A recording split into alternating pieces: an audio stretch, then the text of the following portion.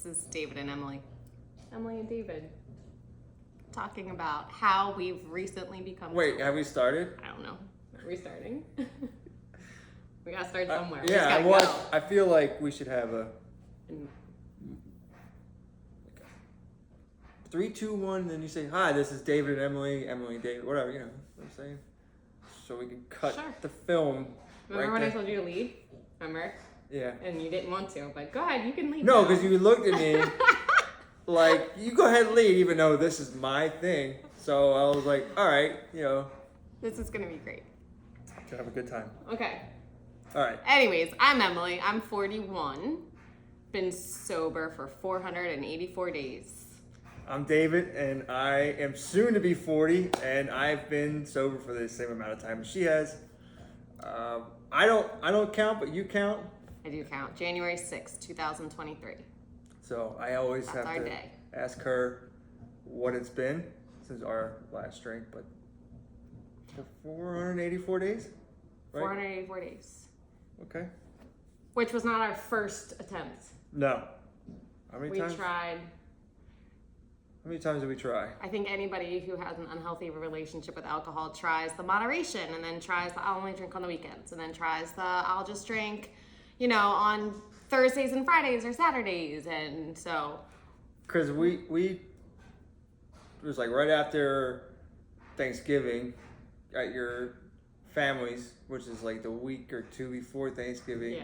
We stopped, and then it wasn't until December 3rd of your birthday. My 40th birthday. Where we were away, and we're like, all right, we'll have one drink. We were in this cute little hotel with like a library with fireplaces, and it was the perfect time. All I wanted was a glass of red wine. And we convinced ourselves. It had been about 30 days, and we had convinced ourselves we can go ahead and not drink. I mean, have a drink. Yeah. And be fine. And not fall back into the pattern before that. Yeah. Of drinking a lot. Over drinking. Finding a reason every day to have a drink. Good celebration, bad day, stressed out, weekend, whatever it was. What kind of drinker were you in college? Well, I went to JMU, James Madison University, which is a party school. And partied hard, but worked hard. And I think it was always binge drinking. That's what everybody did. You pre-gamed before you went out. You drank more, shotgun beers. Yeah. Beer bong, everything. Shots. Yeah, and then I ended up marrying someone who became an alcoholic. Not him. We're blended. Hashtag second marriage. And so, partied hard, worked hard, college, and then ended up marrying someone who was an alcoholic. Went through years of trying to get him into rehab, and the lying, and the me stop drinking for him. And then divorced, moved out of state, came up here, no problem with alcohol, loved my wine, and met him. David. He's not the reason that we drank too much, that I drank too much.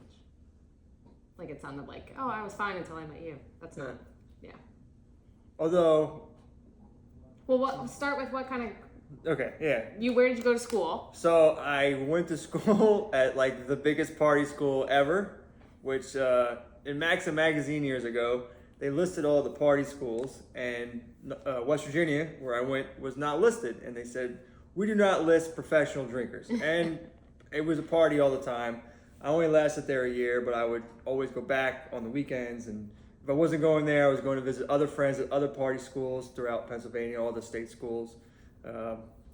So just like everyone, I think in our generation, it's just like, you don't think it's a problem because I don't drink Monday through Wednesday. I don't go to class drunk. I'm sober Sunday through Wednesday, and then Thursday, and then Friday you need a drink because the week was long. Yeah. And then you're always trying to find a reason to have, a good time. So it's just part of our culture and how we grew up. Yeah, I really do think it is too.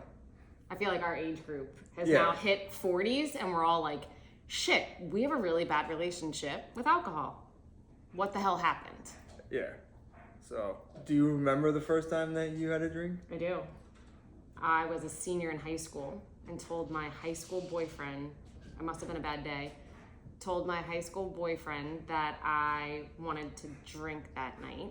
And so he put a little bit of everything from his parents' liquor cabinet and some fruit punch in it. And we went to a party and I drank the whole thing and started throwing up. And all my friends were like, call your parents and tell them that you can sleep at my house. And I was like, no, I have to go home. I have to go home. And so then boyfriend called my parents and said, I'm bringing Emily home and she is not in good shape.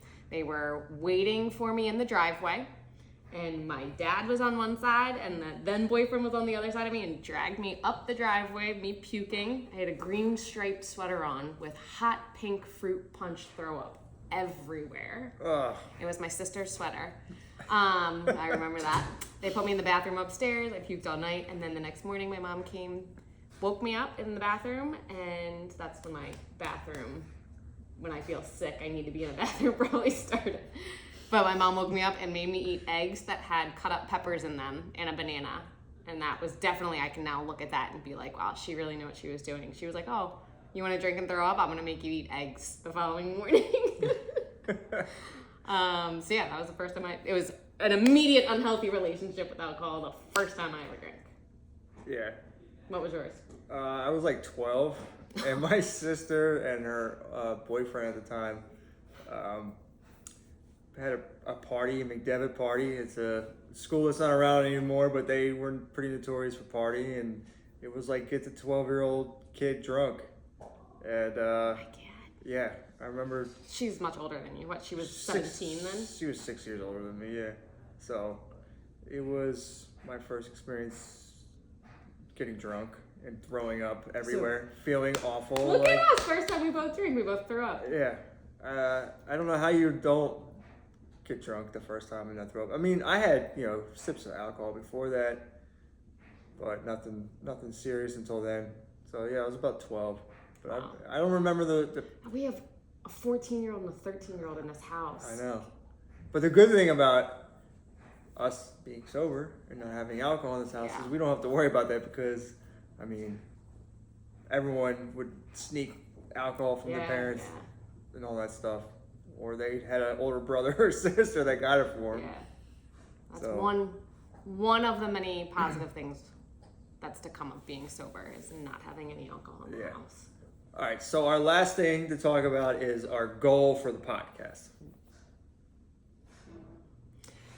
All right, so let's finish with talking about our goal for the podcast.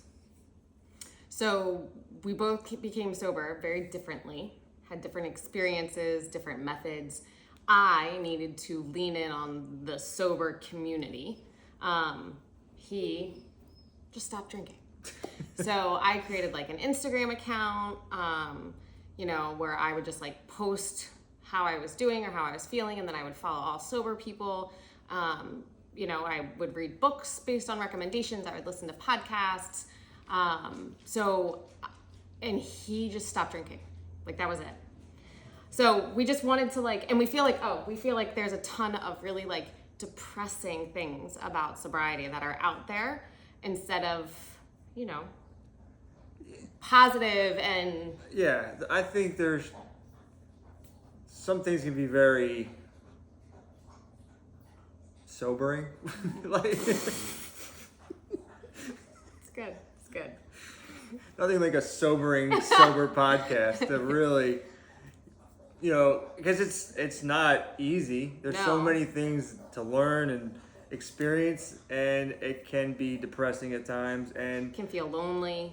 And then to have like everything out there be depressing, it's just like you want something uplifting and I think a little bit more inspirational and funny. Yeah. There's humor about it too. Yeah. Like, you got to be able to laugh about this kind of thing. So, Or else you'll cry. yeah. So, yeah, that's why we're here. We want to help people. We want to bring more of like a happiness and energy to the sober world. it's a growing thing too. So Yeah. you know, it's wonderful to see more people getting involved in it. You know, it's not just something that you go to on Monday with a bunch of people. You know, there's different levels of sobriety. So And we've never done AA, neither one of us. no, nothing like that. We didn't do any programs or anything, so this was just us finding our way and figuring it out and the lifestyle that we wanted. And so we want to share that. We want to inspire people. We want to be there for people to help them on their own journey, whatever that looks like. So please come along with us. Nice to meet you. And we'll see you next time. Yeah. Bye. Okay, bye.